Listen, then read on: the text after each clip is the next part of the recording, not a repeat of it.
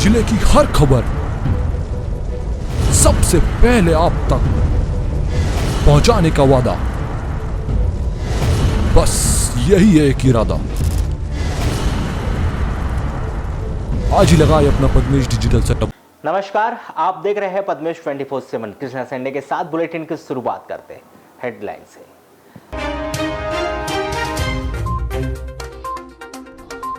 मध्य प्रदेश लोक सेवा आयोग परीक्षा 2020 के अंतिम परिणाम हुए घोषित। जिले के वारासिनी निवासी गगन हनवत ने पूरे प्रदेश में चौथा रैंक हासिल कर जिले का नाम किया रोशन। के साथ ही जिले के आशुतोष रामटेके का नायब तहसीलदार के पद पर हुआ चयन।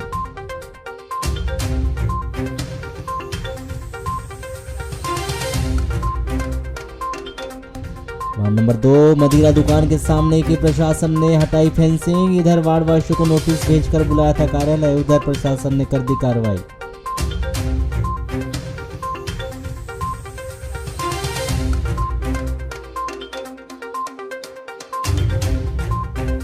संतान नहीं होने पर एक महिला ने फांसी लगाकर की जीवन लीला समाप्त। परसवाड़ा थाने के ग्राम शेरपार की घटना, पुलिस ने शुरू की जांच।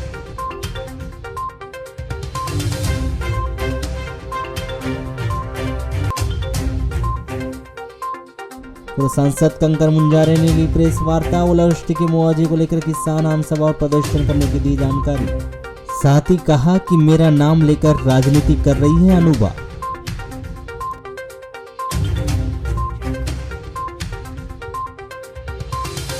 वाराणसी में भाजपा संयुक्त मोर्चा सम्मेलन का हुआ आयोजन। डॉक्टर योगेंद्र निर्मल ने विधायक जायसवाल को पद से हटाने की मुख्यमंत्री से चर्चा करने की कही बात।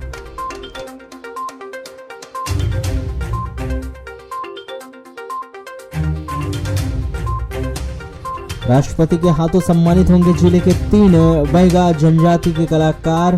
पूरे देश में बालाघाट का नाम रोशन करेंगे निवासी कलाकार।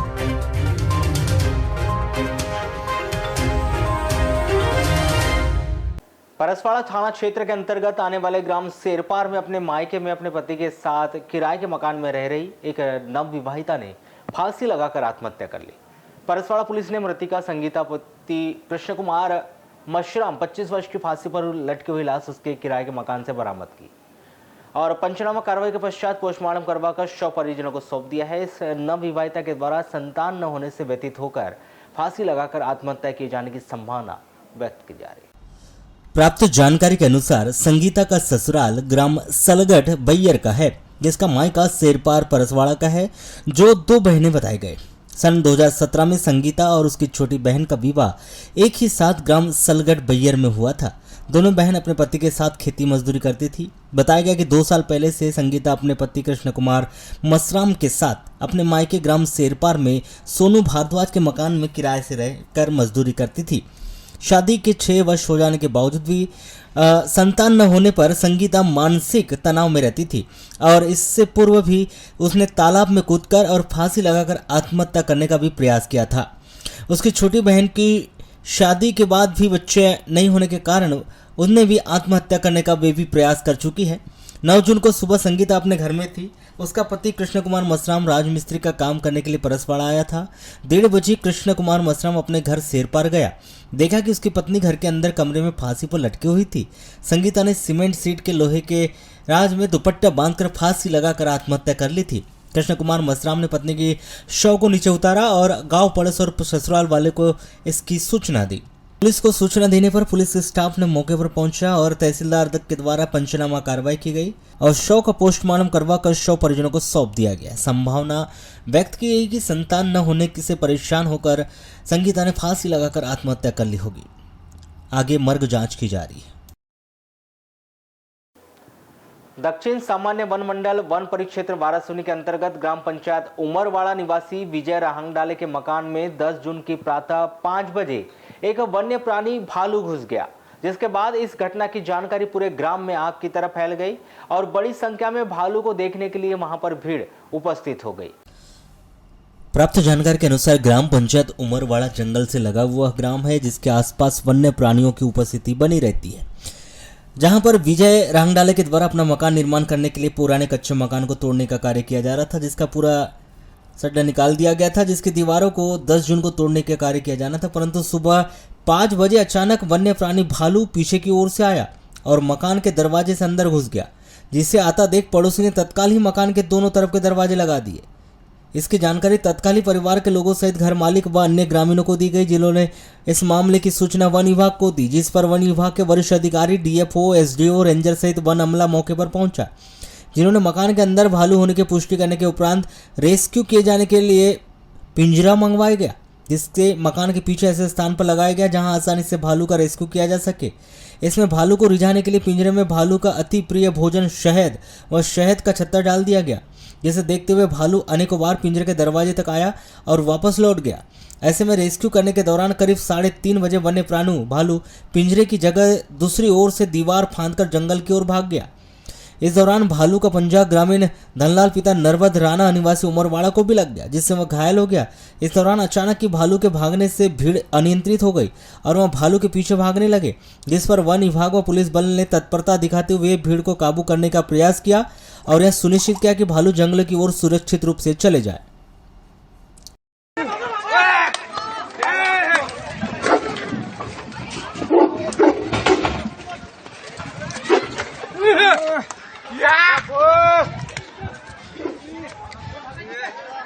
लगभग 5 बजे के करीब भालू ये पीछे से आके अंदर चले गया था। कैसे क्या चले गया? वो रात में आया होगा गांव में, बस्ती में। अब वो सुबह फिर उसको कहीं जाने को रास्ता नहीं मिला, मकान टूट रहा था हमारा, मतलब तोड़ रहे थे, खाली मकान देखकर अंदर घुस गया। नया घर बना रहे हो क्या आप? हाँ जी, नया घर बना। तो कितने बजे की घटना है ये सुबह 5 बजे। फिर आप हुआ ये भालू ऐसा घूमते फिरते आगे मकान में प्रवेश हो गया। कुछ घटना होने की संभावना में हमने लगाए फॉरेस्ट विभाग को फ़ोन, वो आए, फिर अपनी व्यवस्था की उन लोगों ने। व्यवस्था होने के बाद भी व्यवस्था नहीं हो पाई है ढंग से। तो ऐसे जंगली जानवर आते जाते रहते हैं क्या? नहीं, अभी तो पहली बार हुआ है सर, ये पहली बार घर में प्रवेश हुआ। पहले तो इसके पहली बार नहीं हुआ है, ये पहली बार हुआ है। जंगल से वार्ड नंबर 2 भटेरा चौकी में स्थित मदिरा दुकान के स्थान परिवर्तन को लेकर किए जा रहे विरोध के स्वरूप सुंदरकांड पर प्रशासन के द्वारा 10 लोगों पर धारा 107 और 116 के तहत नोटिस भेजे गए, जिस पर वार्ड वासियों के द्वारा कहा गया कि इस प्रकार से नोटिस भेजकर प्रशासन उनके प्रदर्शन और विरोध को कम नहीं कर सकता। वह लगातार इसी प्रकार विरोध स्वरूप सुंदरकांड करते रहेंगे। आपको बताया कि कुछ महीनों से वार्ड नंबर 2 भटेरा चौकी की महिलाओं के द्वारा मदिरा दुकान के स्थान परिवर्तन को लेकर सुंदरकांड किया जा रहा है, जिस पर प्रशासन के द्वारा कार्रवाई कर दुकान का विधिवत संचालन करने के उद्देश्य से सुंदरकांड कर रहे 7 महिला और 3 पुरुषों पर धारा 107 व 116 दंड प्रक्रिया संहिता के तहत नोटिस भेजा गया है। इसमें प्रदर्शनकारियों के द्वारा कहा गया कि जिस प्रकार से उन्हें नोटिस आया है उसमें यह कहा जा रहा है कि सभी महिलाएं व पुरुषों के द्वारा सार्वजनिक जगह पर सुंदरकांड कर शांति भंग की जा रही है, जबकि उनके द्वारा कहा गया कि वह भूस्वामी की भूमि पर सुंदरकांड कर रहे हैं एवं यदि महिलाओं के द्वारा स्वयं की भूमि पर एकत्रित होकर सुंदरकांड करना सार्वजनिक रूप से शांति भंग करना कहलाता है तो वह अपने वकील के माध्यम से नोटिस का जवाब देंगे। वहीं रही बात फेंसिंग करने की, तो प्लाट मालिक के द्वारा अपनी स्वयं की भूमि पर तार की फेंसिंग की गई है। वह प्रशासन को यदि लगता है तो वह उक्त दुकान के लिए नाप जोक कर रोड निकाल ले, उन्हें कोई आपत्ति नहीं है। उनके द्वारा कोई भी सार्वजनिक जमीन या रोड पर कोई फेंसिंग नहीं की गई। बताया जा रहा था कि प्रशासन के द्वारा इस प्रदर्शन को खत्म करने में वार्ड वासियों के द्वारा लगाई गई इस फेंसिंग को तोड़कर दुकान यथावत चालू करने के उद्देश्य से 10 जून को जिला प्रशासन व पुलिस प्रशासन के साथ जेसीबी से पूरी फेंसिंग तोड़ने की बात सूत्रों से पता चली थी, किंतु सुबह 10 लोगों को नोटिस थमा दिया गया और शाम तक यहां कार्रवाई करने की बात प्रशासनिक अधिकारियों के द्वारा चर्चा के दौरान कही जा रही थी, किंतु दोपहर तक ऐसा कुछ जिला प्रशासन के द्वारा देखने को नहीं है। प्रतिक्रिया यही रहेगी कि हम यहाँ शराब दुकान खोलने नहीं दे सकते। किस प्रकार की दिक्कतें हो रही थी और अभी अब जिस प्रकार से बहु बेटियों का, हम लोगों का बुढ़ापे में भी जाना मुश्किल हो रहा है। इनका मंगलसूत्र छीन के ले गए दरुओं ने, जिनको पैसा नहीं मिला दारू पीने के लिए, तो प्रशासन रक्षा कर रही है कि ये बर्बादी करा रही है। अब जैसे कि नोटिस भेजे तो अब क्या आप फिर से आपका ये जो सुंदरकांड वाला कार्यक्रम था जारी रहेगा या फिर अब कैसे करेंगे? कोई आके खोल के देखे ना, हम लोग भी सामने मुकाबला करेंगे ना। नहीं करेंगे सुंदरकांड को कर्मकांड बोल रहे हैं ना, तो हम नहीं करेंगे सुंदरकांड, पर कुछ भी करेंगे पर खोलने नहीं दे सकते। ये आज हमारे को सुबेरे भैया 10 लोगों को यहाँ पर एक नोटिस 107/16 का तहसील कार्यालय से मिला है कि आप लोगों ने कहीं सार्वजनिक जगह में धरना आंदोलन किए होंगे। मैं प्रशासन को ये बता देना चाहता हूँ कि हमने किसी प्रकार की सार्वजनिक जगह में धरना प्रदर्शन नहीं किया। हमने विवेक दुबे के प्लाट में हनुमान जयंती मनाई और वहाँ पर सुंदरकांड किया। सुंदरकांड करना यदि कहीं धरना प्रदर्शन करना होता है तो इतने धार्मिक आयोजन पर फिर प्रतिबंध लगा देना चाहिए सरकार को। सार्वजनिक जगह पर भी सुंदरकांड नहीं किया गया। स्वयं की भूमि पर विवेक दुबे के प्लाट पर ये सुंदरकांड का आयोजन किया गया है। और जहाँ तक मेरी जानकारी है, भारत में ऐसे धार्मिक आयोजन करने की स्वतंत्रता है। क्या ये भाजपा सरकार में हम अपने भगवान की आराधना नहीं कर सकते? और अपनी स्वयं की भूमि पर भाई शराब भट्टी का एक जो मैटर है, ये सामने 3 भूमि स्वामियों का प्लाट है।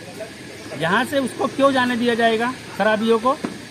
उस भूखंड के लिए जो अधिकृत रोड होगी वो रोड प्रशासन देखे और वहाँ पर अतिक्रमण करवाए या सीमांकन करवाए, विधिवत रूप से उसकी रोड निकाले।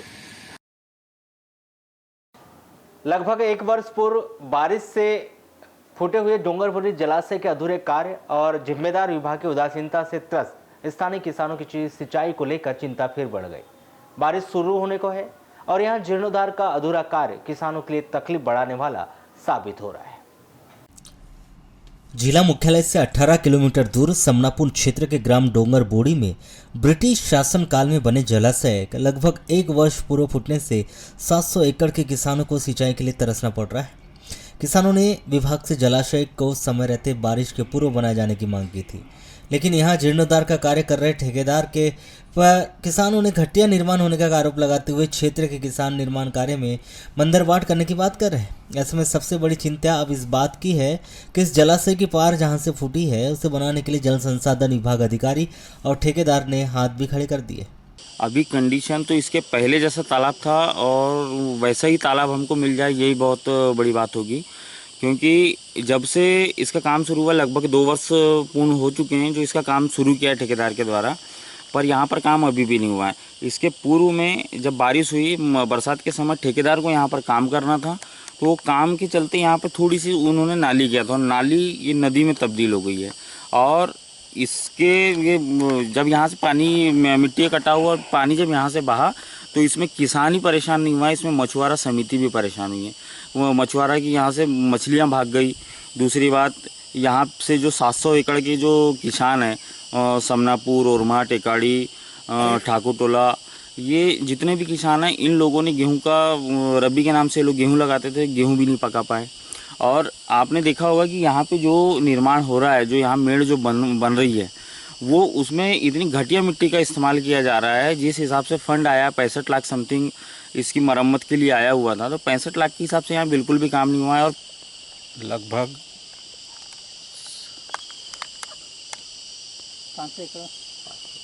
700 एकड़ के लगभग 700 एकड़ के लगभग। अच्छा, अब कब से इस तालाब का लाभ नहीं मिल पा रहा है? ये 2 साल हो गए। 2 साल। तो क्या कौन कौन सी फसल लगाते थे? ये धान लगाते थे, गेहूं लगाते थे, रब्बी लगाते थे। तो अभी लगा रहे हैं कि नहीं लगा रहे? अभी नहीं लगा रहे, सिर्फ बरसात की फसल? हाँ, बरसात की फसल वो भी नहीं हो पाया, पानी नहीं रहने के कारण, तालाब फूटने के कारण वो भी नहीं हुआ। इसको कौन सा तालाब बोलते हैं? इसको जो अंग्रेज के ज़माने में बना था सरकारी तालाब, उस समय सरकार के अंडर में रहा होगा शायद, इसलिए सरकारी तालाब कहते हैं इसे। अभी क्या नाम से जाना जाता है इसको? अभी भी सरकारी तालाब के डोंगरबुड़ी जलाशय के नाम से पहचाना जाता है। अच्छा, ये बताइए अभी क्या स्थिति में डोंगरबुड़ी तालाब? डोंगरबुड़ी तालाब की स्थिति ये है कि 1 साल पूर्व यहाँ पे ये तालाब फूटा है और अधिकारियों की कहीं ना कहीं गलती की वजह से, थोड़ी सी गलती की वजह से तालाब नहीं, एक नाला नदी बन गया है। और 1 साल से हो गया किसानों को पानी नहीं मिल रहा है और ठेकेदार काम कर रहे हैं, इतना ज़्यादा स्लो काम कर रहे हैं कि किसान इतना ज़्यादा परेशान हो गया है कि इतना ज़्यादा कि वो आए दिन मुझे बोलते हैं, मैंने उच्च अधिकारी को बोल दिया, उच्च का अधिकारी बोलते कि ये जो कटाव है इसको हम नहीं बनाते। ठेकेदार कहता है कि मैं नहीं बनाता। जो हमारे ई सर है ठाकुर जी, उन्होंने कहा कि ये ठेकेदार करेंगे और ठेकेदार जी बोलते कि ई करेंगे। मैंने बोला आप यदि कोई नहीं करते तो मुझे मनरेगा से दो, मैं रोजगार गारंटी से भी बना सकता हूँ। इस विषय पर दूरभाष पर चर्चा करते हुए बनगंगा संभाग सर्वे डिवीजन कार्यपालन यंत्री नागेंद्र ठाकुर ने बताया कि डोंगरबोड़ी जलाशय का कार्य 15 दिन में कंप्लीट हो जाएगा। किसानों को पानी भरपूर मिलेगा। कुछ किसानों का कॉल भी आया था जिन्होंने चिंता जाहिर की थी। आज ही ठेकेदार के द्वारा काम चालू कर दिया गया है। 84 लाख रुपए का लगभग कार्य होना है। तालाब के पार में जो कटा बना हुआ है उसको भरने का भी कार्य प्रारंभ कर दिया गया है, जिससे किसानों को पानी मिलेगा। भरबेली थाना क्षेत्र के अंतर्गत आने वाले गांगुलपारा की पहाड़ी से लगे ग्राम मानपुर के जंगल में नक्सलियों के द्वारा नक्सली बैनर्स और पर्चे फेंके गए, जिसे नक्सलियों के द्वारा पेसा एक्ट का उल्लंघन सहित अन्य सरकार विरोधी बातें इन बैनर और पोस्टर में लिखी गई है, जिसे पुलिस के द्वारा जब्त कर मामले को जांच में लिया गया है। 10 जून की सुबह भरबेली थाना क्षेत्र के अंतर्गत आने वाले गांगुलपारा की पहाड़ी से लगे ग्राम मानपुर के जंगल में नक्सलियों के द्वारा पेड़ों पर बैनर्स बांधकर तथा पर्चे फेंककर सरकार की नीतियों का विरोध किया। यह कोई पहला मामला नहीं है कि नक्सलियों के द्वारा शहर के करीब आकर बैनर पोस्टर्स बांधने का काम किया जा रहा हो। इससे पहले भी कुछ दिन पहले ही नक्सलियों के द्वारा बैयर उकवा मार्ग पर बंजारी के पास भी नक्सलियों के द्वारा बैनर पोस्टर्स बांधे गए थे व पुलिस की विशेष दस्ता भर्ती का विरोध किया गया था। उसी प्रकार पुनः 10 जून को सुबह सुबह एक बार फिर अपनी मौजूदगी का एहसास कराते हुए मानपुर के जंगल में नक्सली बैनर पोस्टर्स बांधे गए हैं। हालांकि जिस प्रकार से नक्सलियों के द्वारा शहर के करीब आकर इस प्रकार के बैनर पोस्टर बांधना कहीं ना कहीं प्रशासन के लिए चिंता का विषय जरूर है, क्योंकि धीरे धीरे नक्सली शहर की ओर बढ़कर बैनर पोस्टर बांध रहे हैं। इससे कहीं ना कहीं चिंतनीय विषय जरूर है कि वहीं पुलिस के द्वारा भी बैनर व पोस्टर्स को निकालकर जब्त कर लिया गया है। मामले को गंभीरता से लेना भी बताया जा रहा है। वहीं नक्सलियों के द्वारा इन बैनर पोस्टर में पेसा एक्ट का सही तरीके से पालन नहीं करने व अन्य प्रकार की समस्याओं का उल्लेख किया गया है। गांगुलपारा जलाशय में पर्यटन के हिसाब से बड़ी संख्या में बालाघाट सहित महाराष्ट्र के लोग भी आए दिन घूमने आते हैं, वह इस जलप्रपात का भी लुत्फ उठाते हैं। वह इस प्रकार से यहाँ पर पहुंचकर नक्सलियों के द्वारा बैनर पोस्टर्स बांधना कहीं ना कहीं गांगुलपारा जलाशय में आ रहे पर्यटकों के लिए भी चिंता का विषय बन सकता है। 8 वर्ष बाद पेंगोलिन स्केल की तस्करी के महत्वपूर्ण मामले में से एक मामले में फैसला आया है। सिवनी की विद्वान अदालत ने अंतर्राष्ट्रीय स्तर के इस मामले में शामिल लांजी के एक तस्कर अब्दुल मुस्ताक पिता अब्दुल रज्जाक खान 53 वर्ष को 3 वर्ष के सश्रम कारावास और 10,000 रुपए के अर्थदंड की सजा सुनाई। आपको बताया कि मार्च 2015 को गठित एक विशेष जांच दल एसआईटी के द्वारा पेंगोलिन के स्केल की तस्करी का भंडाफोड़ किया गया था। एसआईटी को तत्कालीन पीसीसीएफ डब्ल्यूएल नरेंद्र कुमार ने और पीसीसीएफ डब्ल्यूएल सुहास कुमार के परामर्श से तत्कालीन सीसीएफ छिंदवाड़ा चित्तरंजन त्यागी के मार्गदर्शन में गठित किया गया था। लगातार अनुनय व सावधानीपूर्वक जांच के बाद एसआईटी ने अंतर्राज्यीय और अंतर्राष्ट्रीय गिरोह का पता लगाया, जिनके नेटवर्क भारत के 10 से अधिक राज्यों व यहाँ तक कि भारत के बाहरी भी थे। प्रारंभ में बालाघाट, सिवनी, पिडियार और छिंदवाड़ा में 3 मामले दर्ज किए गए। कुल 42 अभियुक्तों को विभिन्न राज्यों से गिरफ्तार किया गया। बाद में शामिल सिंडिकेट पर विचार करते हुए वन्यजीव विंग ने एसआईटी को भंग कर दिया और एसटीएफ पेंगोलिन नामक एक अधिक मजबूत और साधन संपन्न टीम बनाई गई। उसके बाद एसटीएफ ने 14 से अधिक राज्यों के 2 विदेशी नागरिकों सहित 170 से अधिक लोगों को गिरफ्तार किया। वन्यजीव शिकारी व तस्करों के शिकार के लिए शायद यह देश का सबसे बड़ा अभियान हो सकता है। उक्त अपराध अभियान को इंटरपोल, यूएनओडीसी और सीआईटीएस कॉफ जैसी विभिन्न राष्ट्रीय व अंतर्राष्ट्रीय प्लेटफॉर्मों पर भी मान्यता मिली थी। वर्तमान में कुछ मामलों में परिणाम सरकार के पक्ष में है और कुछ अभी भी मुकदमे लंबित है। 8 जून 2023 को ऐसे ही एक अहम मामले में माननीय सीजीएम सिवनी कोर्ट ने फैसला सुनाया। कोर्ट ने अवैध व्यापार और पेंगोलिन स्केल के अपराधों के परिवहन में सभी 15 अभियुक्तों को दोषी पाया। प्रत्येक को 3-3 वर्ष की कैद व 10-10 हज़ार रुपये का जुर्माना लगाया। सजायाफ्ती आरोपी 5 अलग अलग राज्यों के रहने वाले हैं और 9 अभियुक्त अभी भी फरार है। इस मामले में पेंच टाइगर रिजर्व सिवनी के तत्कालीन व वर्तमान समय में पदस्थापित अधिकारियों ने भी अनुकरणीय भूमिका निभाई। जिन आरोपियों को सजा सुनाई गई है उनमें गंगा प्रसाद पिता अठिया 43 वर्ष रिजेवाड़ा कुरई जिला सिवनी, मेहतर पिता धन सिंह ग्राम बिसापुर कुरई जिला सिवनी, कैलाश पिता रामू मड़ावी ग्राम गायमुख अगड़गांव जिला भंडारा महाराष्ट्र, प्रकाश योगराज मड़ावी महाजन टोला देवलापार नागपुर महाराष्ट्र, रूपचंद पिता कक्कू गंजाम नएगांव कमकासूर थाना अंदड़गांव तुमसर जिला भंडारा, रामकुमार पिता मेहतर नएगांव कुरई जिला सिवनी, देवा पिता आत्माराम उइके ग्राम उमरपायली थाना केसुली जिला गोंदिया महाराष्ट्र, जयसिंह पिता आत्माराम उइके ग्राम उमरपायली तहसील केसुली जिला गोंदिया महाराष्ट्र, शमसुद्दीन उर्फ शामू खान पिता मोहर्रम खान ग्राम दक्षिण तारिकेत थाना बेगुनिया जिला कवर्धा ओडिशा, कुर्बान अली नियामत अली